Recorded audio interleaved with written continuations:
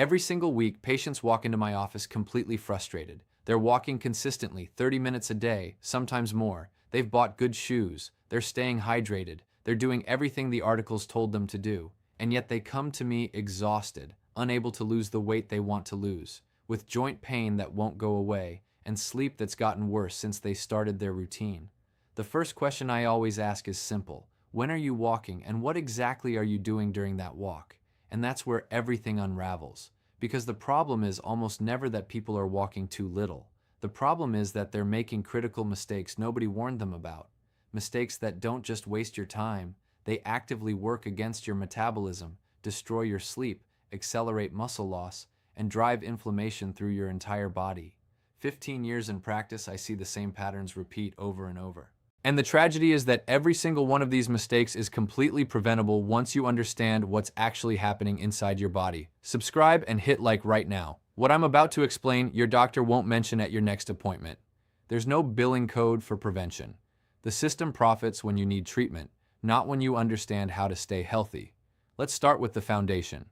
Why does walking after 50 require a completely different approach than walking at 30? Because after 50, your body enters a distinct biological phase. Hormones change, muscle becomes harder to maintain, recovery takes longer, your baseline inflammation rises, your heart and lungs operate with less reserve capacity. These aren't opinions. These are measurable changes that happen to every single person who lives long enough.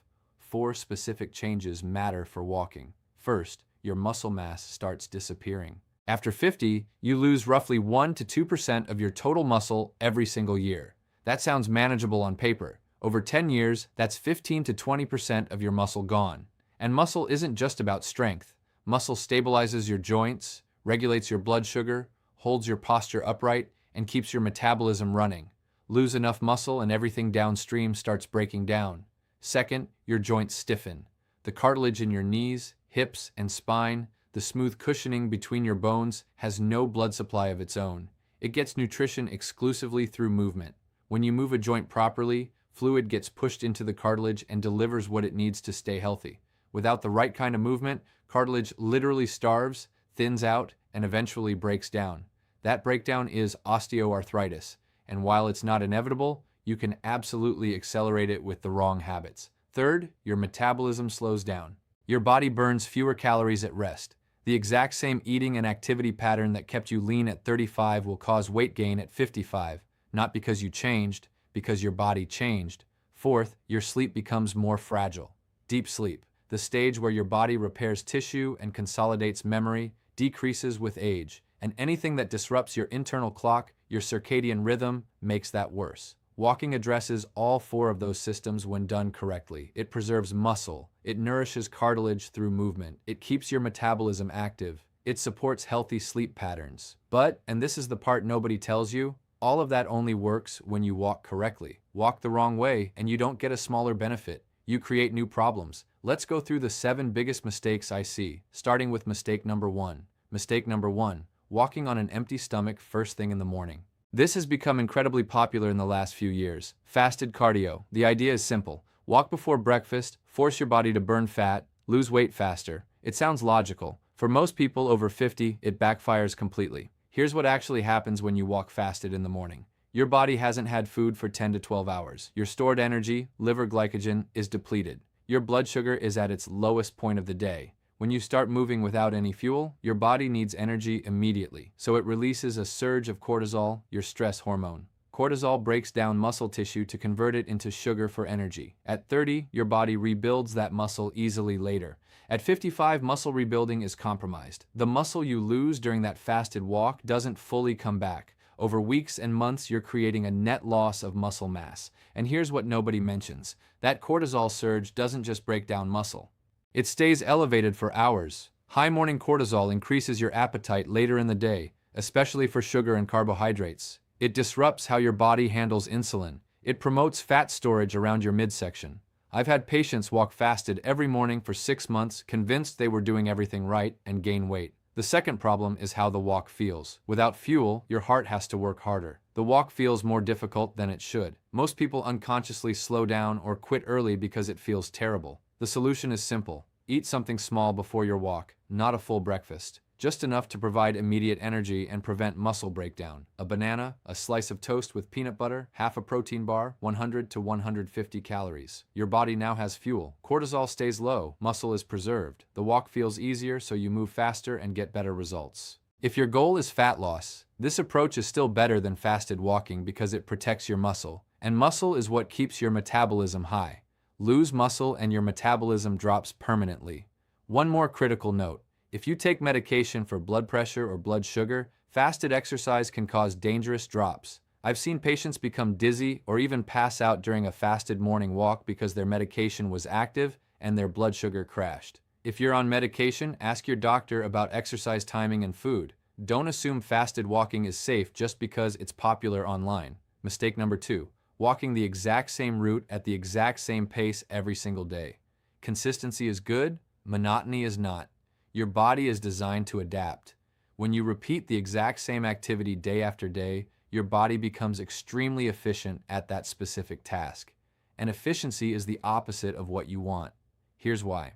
When you walk a familiar route at a familiar pace, your muscles learn exactly what to do. Your heart learns to pump exactly the right amount of blood. Energy expenditure drops because everything becomes easier. That sounds good. It's not, because the benefits you're chasing, calorie burn, cardiovascular improvement, blood sugar control, all require your body to work. When efficiency increases, work decreases. You're moving the same distance, but your body is doing less. This is why people plateau. They walk every day for months, see great results initially, then suddenly nothing changes. No more weight loss, no improvement in energy. They assume they've hit a limit. The real problem is their body adapted to the exact stimulus they keep giving it. The second issue is muscle balance. Every route has specific terrain.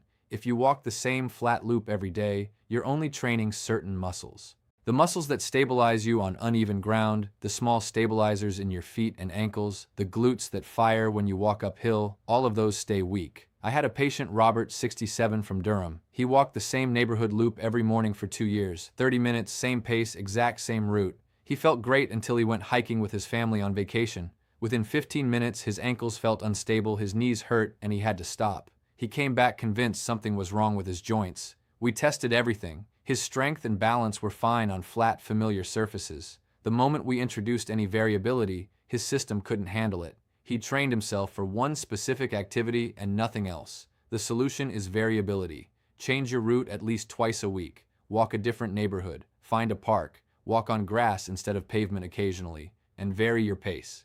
Some days, walk at a comfortable, easy pace. Other days, add short bursts where you walk faster for a minute or two, then slow down. You don't need to sprint, just alternate between moderate and brisk. This keeps your body adapting, your metabolism stays active, your muscles stay challenged. Results keep coming instead of stopping. Mistake number 3, breathing through your mouth the entire time. Most people have never thought about how they breathe during a walk. Breathing is automatic, so it doesn't seem to matter. It matters enormously. When you breathe through your mouth during exercise, you're hyperventilating. Your mouth allows you to move huge volumes of air quickly, but that's not what your body actually needs during moderate walking. When you overbreathe, you blow off too much carbon dioxide. CO2 isn't just waste. It's critical for delivering oxygen to your muscles and organs. There's a mechanism in your blood. When CO2 levels drop too low, your red blood cells hold onto oxygen more tightly and release less of it where you need it. So even though you're breathing more, your tissues are getting less oxygen. You feel more out of breath, not less. Your heart rate rises higher than it should because your body is trying to compensate for poor oxygen delivery. The second effect is on your nervous system. Mouth breathing activates your stress response, fight or flight. This raises cortisol, increases perceived effort, and makes the walk feel harder than it should. Nose breathing does the opposite. It naturally slows your breathing down. You can't hyperventilate through your nose because the smaller airway creates resistance. Slower breathing maintains healthy CO2 levels. Oxygen delivery improves. Heart rate stays lower for the same pace. And nose breathing activates your rest and recovery nervous system, which keeps stress hormones low. There's one more benefit. Your nose produces nitric oxide, a molecule that opens up blood vessels and improves circulation. Every breath through your nose delivers nitric oxide to your lungs and bloodstream. Mouth breathing bypasses this completely. I had a patient, Linda, 71, from Greensboro. She walked every day but always felt anxious and winded, even on easy routes. I watched her walk. She was mouth-breathing the entire time, rapid and shallow. We retrained her to breathe only through her nose. Within 2 weeks, her heart rate during walks dropped by 8 beats per minute. She said she felt calmer and significantly less tired. The fix is simple but takes practice. Breathe in through your nose, out through your nose. Keep your mouth closed. If you feel like you can't get enough air, you're walking too fast. Slow down until nose breathing feels comfortable. Over time, your body adapts. Nose breathing during a brisk walk becomes natural. The benefits compound with every walk. And if you're finding this helpful so far, hit subscribe and leave a like. I create evidence-based health content for people over 50 every week. Your support makes this possible. Mistake number 4. Walking late in the evening, close to bedtime. This is one of the most common mistakes I see, and it makes complete sense why people do it. They're busy all day. Evening is the only free time. They finish dinner, let it settle, and walk at 8 or 9 p.m. It seems harmless. In reality, it's destroying their sleep. Your body runs on an internal clock, your circadian rhythm. This rhythm controls when you feel alert, when you feel tired, when hormones are released. It's not flexible, it's hardwired. Your stress hormone, cortisol, should be highest in the morning to give you energy and gradually drop throughout the day.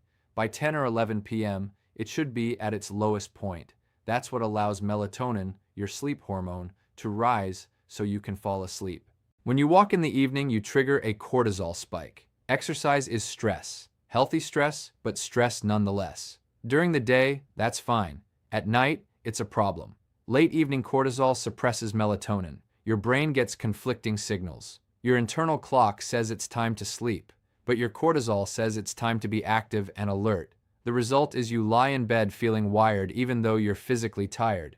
And even if you fall asleep, sleep quality suffers. You spend less time in deep sleep, the stage where your body repairs itself. The second issue is body temperature. Your core temperature naturally drops in the evening to prepare you for sleep. Exercise raises your temperature. That's normal. But it takes 2 to 3 hours for your temperature to return to baseline after walking. If you walk at 8:30 p.m. and go to bed at 10 p.m., your core temperature is still elevated. You feel too warm. You toss and turn. Sleep is delayed.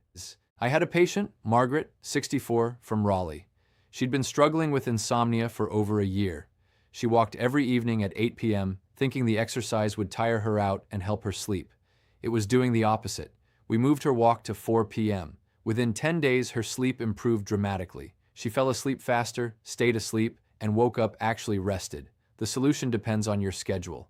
Ideally, walk in the morning or early afternoon. If that's impossible, finish your walk at least 3 hours before bedtime. If your only time is late evening, you have 2 options. Accept that it might affect your sleep and decide if that's worth it. Or replace the walk with gentle stretching or a very slow, easy stroll that doesn't elevate your heart rate. Sleep is non-negotiable. Poor sleep accelerates aging, weakens immunity, increases inflammation, impairs memory, and raises your risk of every chronic disease. If your walking routine interferes with sleep, the routine needs to change. Mistake number 5, pushing through pain instead of stopping. There's a belief in fitness culture that pain is just weakness leaving the body, that you should push through discomfort. That stopping when something hurts means you're not committed. That belief injures more people over 50 than anything else I see. Let me be very clear. Pain is not weakness. Pain is your body's alarm system telling you something is wrong, that tissue is being damaged, that you need to stop before it gets worse. After 50, ignoring pain has much higher costs. Healing takes longer. Collagen production, the protein that makes up your tendons and ligaments, slows down. Blood flow to connective tissue decreases. Inflammation takes longer to resolve. A minor injury that would heal in a week at 30 now takes 3 weeks at 60. And if you keep walking on it, you convert a small problem into a chronic one. The most common scenario I see is knee pain. Someone feels a twinge during a walk. It's mild. They assume it's just stiffness or age and keep going. Over weeks, the twinge becomes constant. Then it starts hurting even at rest. By the time they see me, what started as minor inflammation has progressed to chronic tendon damage that takes months to resolve. All because they didn't stop when the pain first showed up. Here's the rule. If something hurts during a walk, stop. Not at the end. Immediately. Assess what hurts and whether continuing will make it worse. If the pain is sharp or gets worse with movement, stop the walk and go home. Your body is telling you tissue is being damaged right now. If the pain is dull and doesn't worsen, you can continue cautiously, but shorten the walk and monitor closely. And here's the honest part.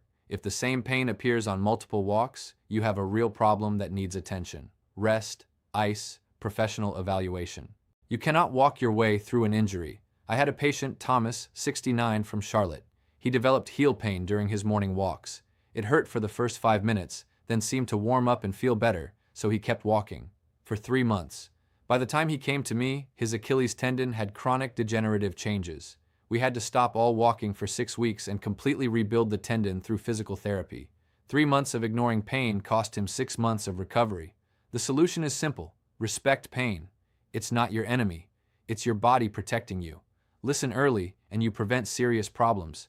Ignore it, and you guarantee them. Mistake number 6, never walking on hills or inclines. Most people choose flat routes because they're easier and more comfortable, completely understandable, but flat walking misses one of the most important benefits walking can provide after 50, bone strength and glute activation. Here's why inclines matter. When you walk on flat ground, your glutes, the large muscles in your buttocks, barely activate. They stabilize, but they don't contract forcefully. Your thigh muscles do most of the work. When you walk uphill, everything changes. Your glutes have to fire powerfully with every step to push your body upward. This is one of the few ways to truly work your glutes without dedicated strength training. Why does that matter? Weak glutes are directly connected to lower back pain, hip pain, and knee problems. Your glutes stabilize your entire lower body. When they're weak, other muscles and joints compensate, and that creates pain. The second benefit is bone density. Bone responds to force. The more stress you put on a bone, the stronger it becomes. Flat walking provides minimal bone stress. Your bones experience the same light, repetitive force over and over. Eventually, they stop adapting. Walking uphill significantly increases the load on your bones. Your thigh bone and your spine both experience higher force. That signals your body to maintain or even build bone density. This is critical for women after menopause, when estrogen loss accelerates bone loss. It's also important for men over 60 who gradually lose bone density as testosterone declines. I had a patient, Dorothy, 72, from Winston-Salem. She walked flat routes every day for years. Her bone scan showed early bone thinning, not yet osteoporosis, but heading that direction. We added 2 incline walks per week, just 20 minutes on a route with moderate hills. 1 year later, her bone scan showed improvement. Her doctor was genuinely surprised. Bone density rarely improves at that age without medication. The solution doesn't require mountains. Find a route with gentle slopes. Even a slight incline is enough to activate your glutes and load your bones. If your area is completely flat, use a treadmill with an incline setting. Start at 2 or 3%. Walk at a comfortable pace. Gradually increase as you adapt. If you have knee issues, start gentle and monitor. Uphill is generally easier on knees than downhill, but everyone is different. 2 incline walks per week is enough for meaningful benefits in muscle strength and bone health. Mistake number 7. Walking near busy roads during rush hour. This is the mistake almost nobody thinks about. People focus on distance, speed, shoes. They completely ignore what they're breathing. Air quality has a direct impact on your health, and breathing polluted air while exercising is significantly worse than breathing it while sitting still. Here's why. When you exercise, you breathe faster and deeper. You move more air through your lungs per minute. That means you inhale more pollution with every breath. Those pollutants, car exhaust, fine particles, chemicals, don't just sit in your lungs. They trigger inflammation throughout your entire body. Small particles can even cross from your lungs into your bloodstream and travel everywhere. Studies show that people who exercise in high-pollution areas have elevated inflammatory markers compared to people who exercise in clean air. That inflammation cancels out many of the benefits you're walking to achieve. And pollution follows a daily pattern. In most areas, it's worse during morning and evening rush hours, roughly 7 to 9 a.m. and 5 to 7 p.m., because of traffic. If you walk near roads during those times, you're breathing the worst air precisely when your lungs are working hardest. I had a patient, James, 68, from Durham. He walked every morning at 7:30 along a busy street near his house. He developed a persistent cough that wouldn't go away. His lung function tests and inflammatory markers were worse than expected. We moved his walk to 10 a.m. and changed his route to a park away from traffic. Within 6 weeks, the cough resolved and his inflammatory markers improved. The solution requires awareness. Check air quality before you walk. Many weather apps include this now. On high pollution days, consider walking indoors or doing stretching instead. Avoid walking near busy roads, especially during rush hour.